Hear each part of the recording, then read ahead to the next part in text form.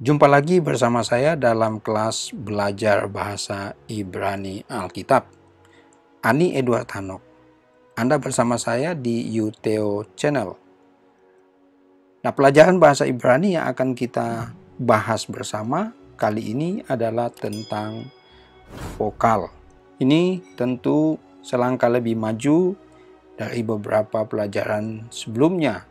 Pelajaran yang basic tentang alfabet, tentang alfabet atau abjad, kemudian tentang transliterasi, dan yang ketiga, yang terakhir adalah tentang dages. Nah, sekarang kita akan membahas bersama vokal.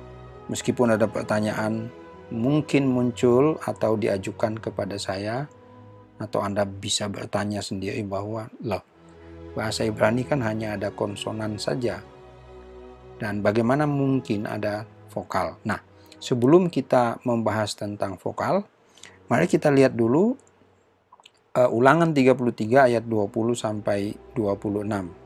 Dua bagian ini atau dua ayat ini sengaja saya kutip, dan nanti dari dua ayat ini saya akan menyisahkan beberapa tanda-tanda vokal sebagaimana bisa kita lihat berikut ini.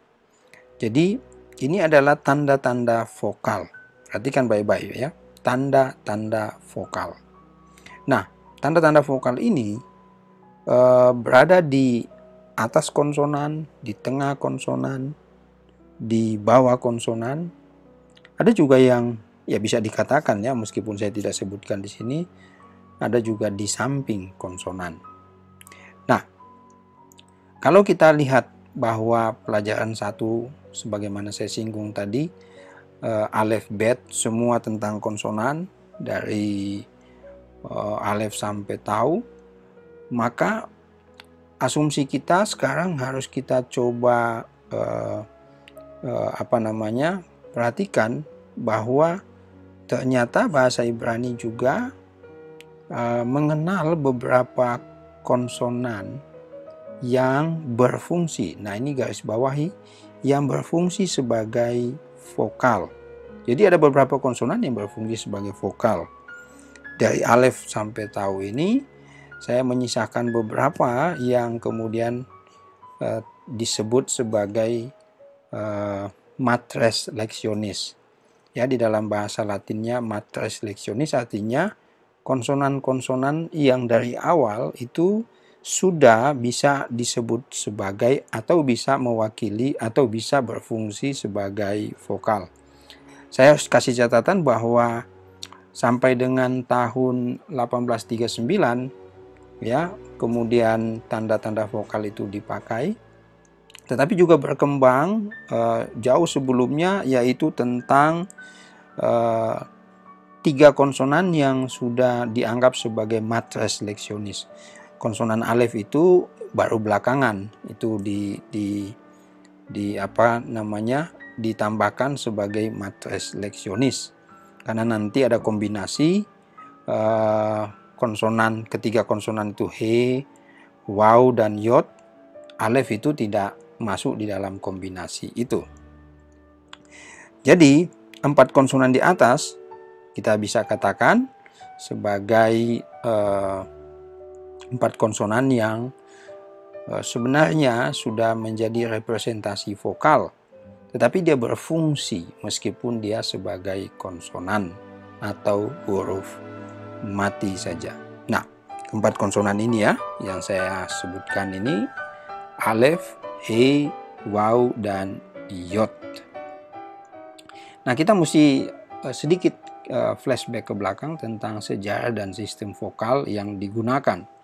Jadi pada abad ke-7 Masehi sebenarnya tanda-tanda vokal itu baru dibuat ya, di-create oleh para masoret. Para masoret itu adalah ahli-ahli kitab yang kemudian menciptakan sebuah sistem yang lalu ditempatkan di konsonan-konsonan Ibrani. Mengapa diciptakan itu? Karena bahasa Ibrani sudah masuk di dalam sebuah bahasa yang tidak lagi digunakan. Ada yang bilang ini sudah jadi bahasa bait Allah karena semua teks Ibrani itu disimpan di sana, dan tidak lagi dipakai, tidak lagi digunakan. Jadi yang banyak digunakan adalah bahasa Aram misalnya. Tapi pada abad ke-7 Masehi diciptakanlah sebuah sistem vokal atau sebuah tanda atau tanda-tanda vokal. Nah, memang berkembang dua sistem atau dua tanda-tanda vokal. Ya, dua sistem tanda vokal, yaitu sistem Tiberias dan sistem Palestina. Dan kalau kita lihat bahwa sistem Palestina itu lebih banyak menempatkan tanda-tanda vokal itu ada di atas konsonan, lebih banyak. Sedikit variasi, tetapi sistem vokalisasi Tiberias itu justru menempatkannya ada yang di atas pojok kiri atas, ada yang di tengah, ada yang di bawah konsonan, bahkan tadi saya bilang ada yang di samping konsonan. Jadi sebenarnya bahasa Ibrani atau sistem tanda-tanda vokal itu bahkan sudah bertahan sampai dengan tahun 1839 itu masih digunakan sistem Tiberias. Jadi ada penemuan-penemuan belakangan yang menunjukkan manuskrip dengan misalnya tanda-tanda vokal yang ditulis di atas. Itu adalah bahasa Ibrani yang menggunakan tanda-tanda vokal Palestina. Nah, perhatikan slide di bawah ini atau konsonan-konsonan yang saya cantumkan dengan tanda-tanda vokal ini. Lalu kita lihat kemudian di sini setelah kita pelajari tentang sejarahnya, kemudian kita pelajari tentang bagaimana penggunaannya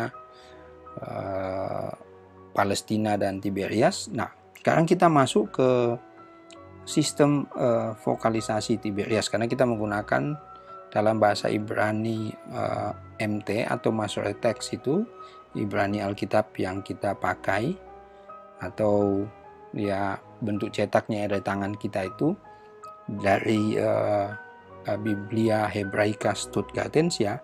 Kita akan lihat klasifikasi bentuk nama dan transliterasi vokal.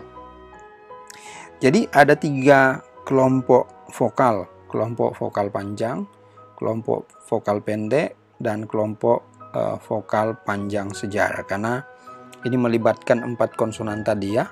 Walaupun dalam kombinasinya alef tersisih, alef tidak digunakan. Yang digunakan itu hanyalah he, waw, dan yod. Nah, kita akan mulai dari vokal panjang dan vokal pendek dulu.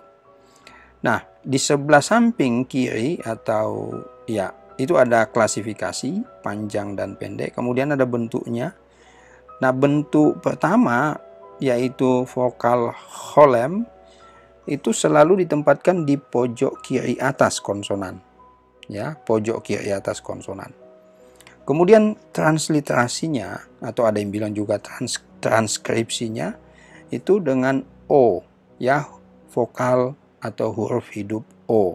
Tetapi ada garis datar kecil yang ditempatkan di atas itu menandakan atau menunjukkan bahwa ini adalah vokal panjang.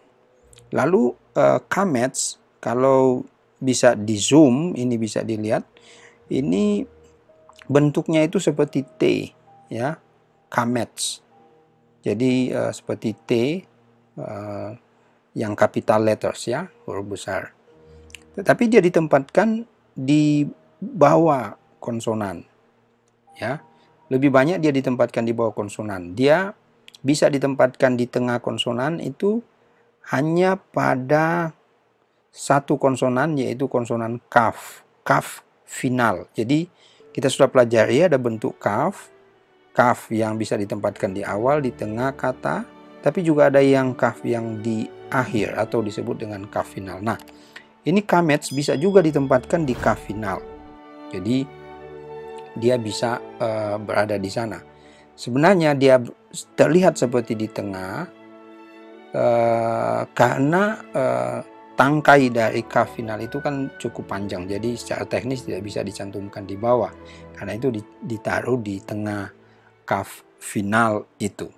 Seandainya saja kalau itu adalah kaf biasa, ya, konsonan kaf biasa, maka itu akan ditaruh di bawah konsonan kaf. Nah, tentang vokal kamets, sebenarnya ini tadinya itu adalah sebuah garis datar kecil, kemudian yang di bawah itu yang menyerupai tanda atau huruf T itu yang bawah, itu sebenarnya adalah holem yang ditaruh di situ. Jadi dulu itu dibaca kamets itu antara A dan O. Jadi bunyinya itu antara A dan O, ya. Tetapi berkembang kemudian dibuat tanda atau sign untuk kamets itu menjadi seperti huruf T, ya.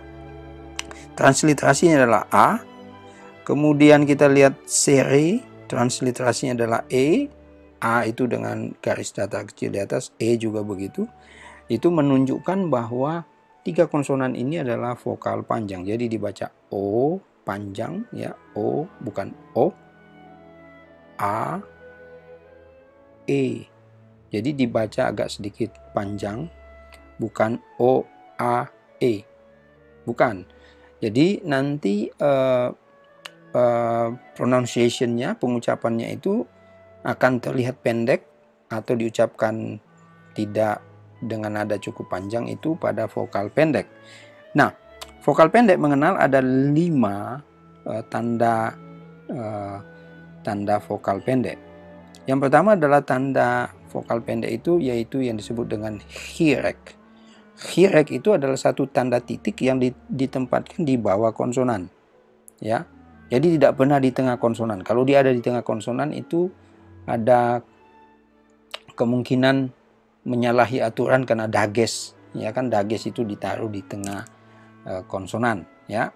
Jadi hirek, jika ada tanda titik berada di bawah konsonan itu akan disebut sebagai vokal pendek, hirek, dan transliterasinya adalah I.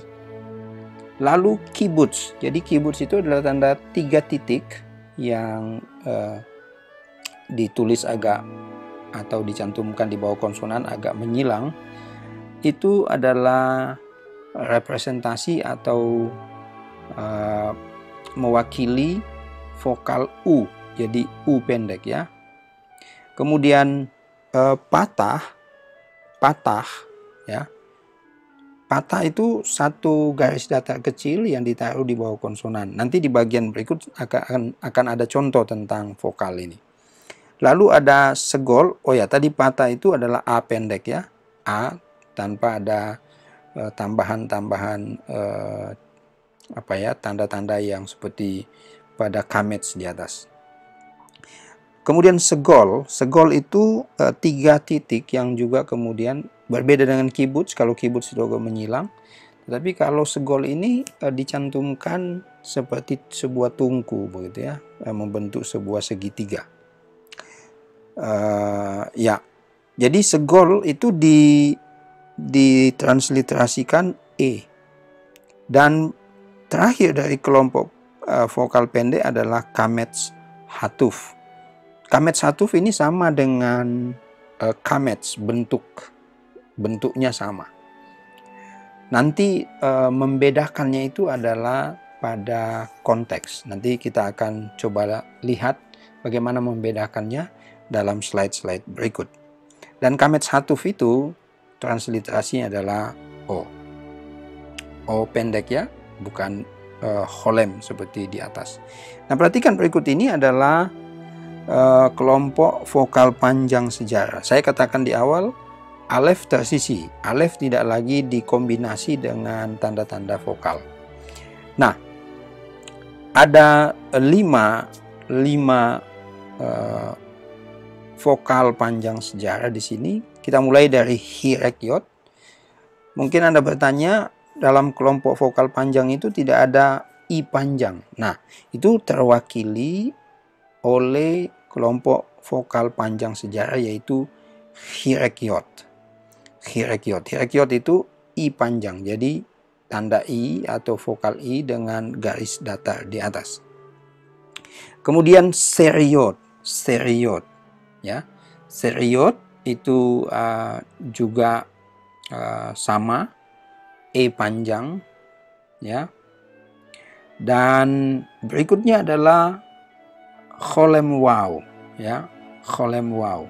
Holem wow itu kombinasi antara holem kemudian diberikan tanda wow dengan holem, ya, maksud saya kombinasi antara konsonan wow dengan holem. Jadi tanda holem itu ditaruh di atas konsonan wow dan transliterasinya adalah O.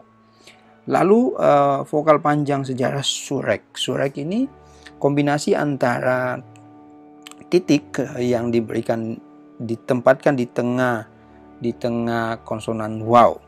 Jadi ini nanti akan ditransliterasi sebagai vokal U panjang. Nah, pada pelajaran Dages kita sudah melihat bahwa konsonan wow juga menerima Dages. Nanti bagaimana membedakannya itu tidak sulit membedakannya, ya.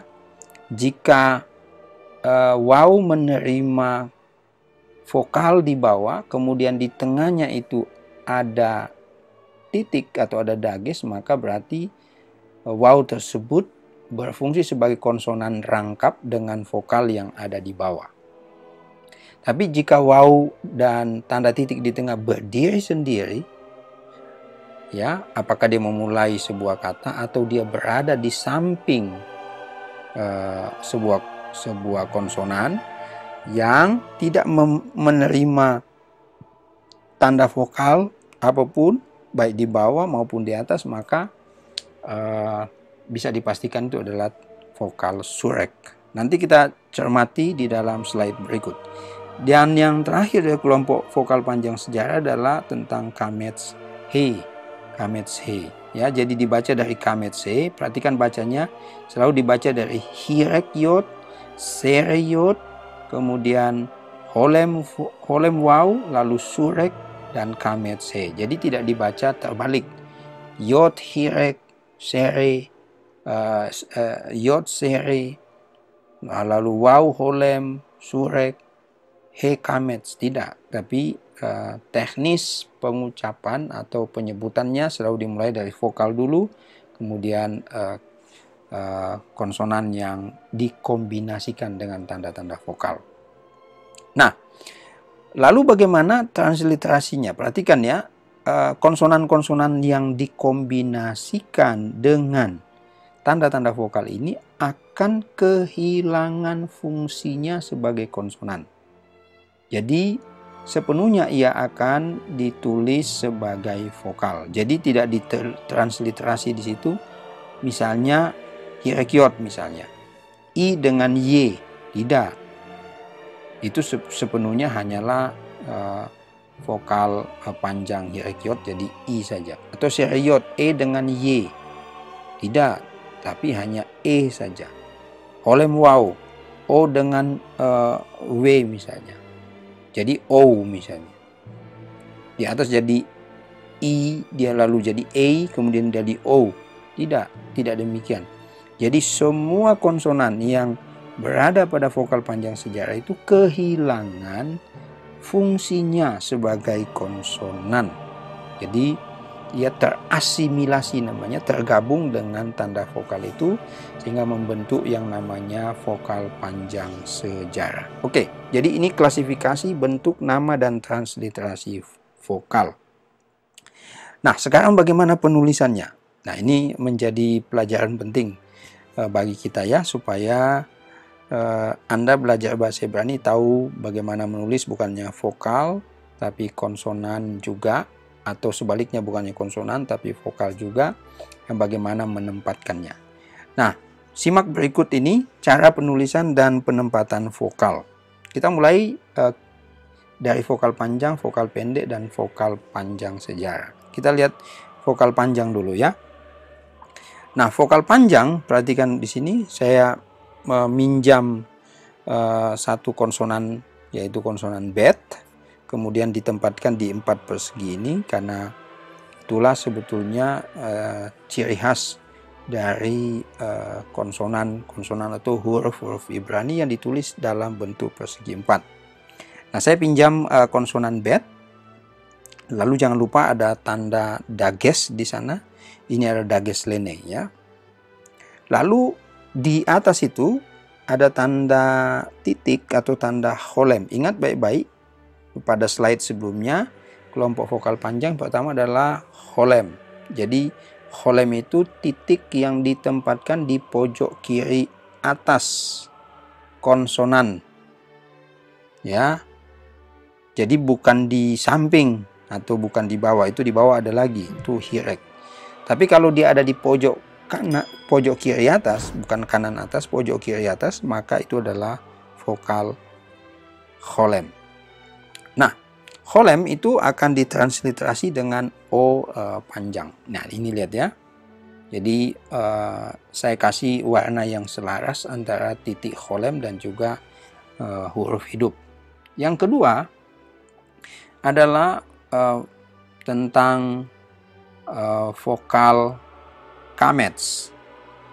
Nah, ini saya katakan tadi terlihat seperti huruf T ya. Dan itu ditempatkan di bawah. Oke, transliterasinya adalah A panjang. Yang ketiga, yang terakhir dari kelompok vokal panjang adalah vokal seri tentunya, dan dia ditempatkan di bawah, dua titik yang ditempatkan di bawah konsonan. Dan ini transliterasinya adalah E panjang. Jadi perhatikan baik-baik, konsonan dahulu kemudian vokal. Jadi bukan vokal dahulu kemudian konsonan. Nah, bahasa Ibrani tidak mengenal sistem seperti itu. Jadi dalam penulisan bahasa Ibrani selalu didahului oleh konsonan, baru vokal. Nanti ada pengecualian, itu pada surek ya, itu sebagai kata penghubung ya. Tapi itu juga ada perubahan, maka dia menjadi surek. Tadi sebenarnya dia adalah waw dengan swa. Nanti kita pelajari juga swa. Jadi vokal panjang tampaknya seperti ini. Holem itu ditempatkan di pojok kiri atas. Transliterasinya adalah O panjang. Kamets adalah vokal yang ditempatkan di bawah konsonan. Transliterasinya adalah A. Sere adalah tanda vokal yang ditempatkan di bawah konsonan. Transliterasinya adalah E panjang. Next, kita lihat yang berikut adalah tentang vokal pendek. Vokal pendek, ingat ya, ada 5. Jangan lupa, ada 5 vokal pendek. Yang pertama, kita pinjam lagi konsonan bet. Yang pertama adalah patah. Patah. Hanya satu garis datar kecil ditempatkan di bawah konsonan. Ingat, di bawah konsonan. Dan ini adalah A.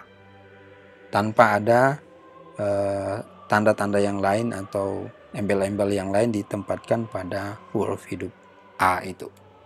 Yang kedua adalah, kita lihat di sini, kita masih meminjam bet, yaitu segol. Ya, jadi 3 tanda titik ini ditempatkan di bawah konsonan. Dan ini transliterasinya adalah E pendek. Yang ketiga, masih kita meminjam konsonan bet, kita menempatkan satu titik di bawah konsonan. Ini adalah, kalau Anda bisa tebak, ini adalah vokal, oke, ini adalah vokal hirek ya, vokal pendek hirek. Oke, ini saya cantumkan I di atas itu, bukan berarti tanda-tanda yang sebagaimana vokal panjang. Ini memang I biasa ya. Yang keempat adalah, berikut ini adalah vokal kibbutz. Lihat, saya sebutkan tadi adalah 3 tanda titik yang ditulis agak sedikit miring, menyamping ya, tidak tegak lurus begitu. Ini adalah kibbutz. Ingat ya, kibbutz. Kibbutz itu adalah U. Dan yang terakhir, the last one adalah Kamets Hatuf tentunya. Sama dengan Kamets di atas. Nah, lihat pada vokal panjang itu bentuknya sama. Kamets dan Kamets Hatuf. Hanya transliterasinya adalah O. Nah, bagaimana dari membedakan antara A dan O atau mentransliterasinya A dan O akan kita lihat pada slide berikutnya. Ini adalah kelompok vokal pendek, kita akan lihat kelompok vokal panjang sejarah. Nah, kelompok vokal panjang sejarah ada 5. Ini adalah kombinasi, saya meminjam bed juga di sini. Lalu kombinasi antara he dan kamets. Jadi kamets he. Jadi dibaca bah. Panjang juga. Jadi kuning kombinasi antara tanda vokal kamets dan konsonan he. Nah, perhatikan he di situ kehilangan fungsinya sebagai konsonan. Berikutnya adalah kita lihat ini adalah seriot. Ya, seriot. Jadi seriot itu transliterasinya adalah e panjang. Ya. Oke, sampai di sini mungkin ada yang bertanya, kok sama tanda transliterasi antara vokal panjang dan vokal panjang sejarah? Memang ada yang berbeda-beda memberikan tanda yang di atas vokal itu, tetapi sebenarnya itu bukan sesuatu yang prinsipil, ya. Itu ada yang membuat agak runcing ke atas. Saya lebih memilih ini sama saja, jadi tetap diucapkan panjang juga, ya. Artinya dalam pengucapannya itu tidak diucapkan seperti vokal pendek. Seriot. Yang berikut adalah hirekyot tentunya. Kalau ada seriot, ada hirekyot. Kombinasi yot dengan vokal sere dan juga hirek. Dan ini menjadi vokal panjang sejarah, lalu transliterasinya adalah B, ya, atau I. Yang keempat adalah kombinasi antara tanda titik holem dengan wow, ya. Ini adalah tanda titik. Kalau ini tentu ini adalah surek, ya, yang ditempatkan di tengah. Nah, di awal saya sudah sampaikan bahwa ada juga yang tanda-tanda vokal yang ditempatkan di tengah konsonan, kemudian ada juga yang berdiri di samping konsonan. Tadi adalah surek. Nah, kali ini adalah kombinasi antara wow dan holem. Nah, ini dibaca holem wow. Kalau yang di samping tadi itu dibaca surek saja. Jadi jangan baca surek wow, ya. Tidak ada surek wow. Yang ada adalah surek.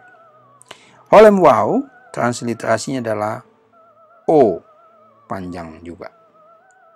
Jadi ini adalah kelima konsonan, kelima vokal maksud saya, kelima vokal. Ini tadi saya katakan konsonan karena kombinasi antara konsonan dan vokal, ya. Ini adalah 5 vokal panjang sejarah yang juga akan muncul di dalam teks-teks Masoreti Text atau teks Ibrani Alkitab kita. Oke, sebagai catatan, ini penting sekali, ya, supaya bagaimana kita bisa membedakan antara kamets dan kamets hatuf. Ya, sementara keduanya itu memiliki tanda vokal yang sama, yaitu seperti huruf T itu. Nah, pada contoh pertama itu, jika tanda kamets atau kamets hatuf itu berada di bawah atau berada dirangkai dengan satu konsonan, dan kamets itu akan diucapkan O, kamets hatuf tentu, bila ia berada dalam suku kata tertutup dan tidak memiliki aksen. Sayang sekali kita belum belajar tentang suku kata, silabe. Nanti kita akan pelajari itu. Kemudian kita juga belum belajar tentang aksen, tentang tanda-tanda aksen. Tetapi sebagai introduksi saja bahwa tanda-tanda aksen itu akan muncul di dalam bahasa Ibrani itu biasanya ditulis dengan tanda-tanda yang kelihatan. Tetapi ada juga bahasa Ibrani yang tidak mencantumkan tanda aksen. Tetapi kita sudah harus tahu, ingat dalam bahasa Ibrani itu, kalau tidak muncul tanda aksen, biasanya si pembaca diasumsikan sudah tahu bahwa aksen itu jatuh pada suku kata terakhir di bagian belakang. Kecuali jika dia ingin menekankan tentang aksen itu berada di tengah atau di depan suku kata, di suku kata pertama atau suku kata kedua, baru akan dicantumkan tanda aksen. Oke, kita skip dulu itu, nanti baru kita pelajari di slide berikut atau di pelajaran berikut tentang aksen maupun tentang suku kata. Yang kedua, akan diucapkan O atau hatef kamets bila didahului oleh swa gabungan. Ini juga sayang sekali kita belum bisa pelajari itu. Jadi tanda swa sebagai introduksi saja itu memiliki dua jenis swa. Yang pertama swa simple atau swa sederhana. Hanya ada dua titik yang ditulis tegak lurus. Dan yang kedua adalah swa gabungan atau kompositum swa. Jadi kompositum swa itu adalah swa simple yang dua tanda titik yang ditulis tegak lurus itu digabungkan dengan vokal patah, segol, dan kamets. Ya, jadi ingat penggabungan antara tanda swa, nanti kita akan pelajari tanda swa, dengan vokal patah, maka nanti disebut dengan hatef patah, bukan lagi swa patah, hatef patah, dan juga hatef segol dan hatef kamets. Nah, yang nomor 2 ini adalah hatef kamets. Jadi antara swa dan penggabungannya dengan kamets. Nanti di bagian contoh berikut akan kita lihat. Nah, itu akan diucapkan O. Selebihnya itu akan tetap diucapkan A atau transliterasinya adalah A. Oke, kita lihat contoh pertama. Ya, kita sudah mendekati akhir dari slide. Nah, pada contoh pertama ini misalnya ada kata yang saya dua konsonan dan dua tanda di sana saya berikan warna kuning. Ladaat. Nah, di sini pertanyaan ini kalau contoh pertama ini kan jika dia berada di suku kata tertutup yang tidak mendapat aksen. Jadi di sini di bawah het itu ada kamets, lalu di sampingnya ada kaf, dan di bawah dia itu yang saya katakan tadi adalah tanda swa, dua tanda titik yang ditulis tegak lurus. Itu adalah tanda swa. Dan pada kata ini, di kata yang termasuk het dan kaf ini, itu tidak ada tanda aksen di sana. Ya, jadi pada suku kata ini hok. Jadi bukan dibaca hak, tetapi hok. Karena tidak tanda aksen di atas ya, suku kata itu. Hok ma. Jadi ini dibaca ladaat hokma umusar lehavin imre bina. Jadi di sini dibaca adalah hokma bukan hakma. Oke, karena apa? Karena suku katanya ada suku kata atau aksen itu berada di suku kata terakhir pada suku kata ma. Jadi dibaca penekanannya itu pada hokma bukan hokma, bukan begitu. Kalau di situ ada aksen maka dibaca bukan hokma tetapi hakma. Ya. Nah, ini dibaca hokma. Oke. Ladaat hokma umusa lehavin imre bina. Yang kedua, contoh yang kedua itu adalah pada Yosua 7 ayat 21. Perhatikan di bawah itu Di slide sebelumnya saya katakan bahwa jika didahului oleh atau jika kamets itu mendahului hatef kamets, mendahului swagabungan. Nah, pada alef ini perhatikan, alef ini ada kamets di bawah, dia mendahului swagabungan, gitu ya. Itu namanya hatef kamets. Maka hatef kamets ini kan O transliterasi. Maka kamets di bawah alef itu tetap dibaca O. Jadi di sini H-O holy. H-O holy. Jadi dibaca H-O holy. Nah, di depan itu tetap dibaca H, lalu di bawah itu tetap dibaca O karena didahului atau karena mendahului hatef kamets di sini. Jadi dibaca O juga. O holy. Ya, jadi ba'aretz betoh ha-o holy we ha-kezef. Lalu di akhirnya itu adalah tah tetah. Ya, tapi yang menjadi perhatian kita ada pada kata ha-o holy. Ini yang kata yang memiliki warna kuning di bawah ini pada Yosua 7 ayat 21. Oke, terakhir adalah latihan. Nah, sekarang transliterasikan dulu Yosua 7:21 tadi, ya. Ini kemudian bacalah. Ya, setelah Anda transliterasi, silakan dibaca dengan bersuara. Artinya Anda mesti membaca dengan bersuara, bukan membaca tanpa suara, supaya itu pronunciation Anda bisa dilatih, gitu ya, atau keberanian Anda membaca teks itu mulai dilatih dari sekarang. Tetapi dahulukan dengan membuat transliterasi dulu. Kecuali Anda sudah mahir dalam transliterasi, bolehlah, ya. Ya, boleh langsung dibaca misalnya wa'eri, kemudian basalal, aderet, dan seterusnya itu ya. Tanpa transliterasi Anda sudah terbiasa bisa baca langsung. Tetapi memang kemampuan untuk membaca itu selalu didahului dengan kemampuan transliterasi. Baik, itu adalah tentang vokal. Selamat belajar. Shalom.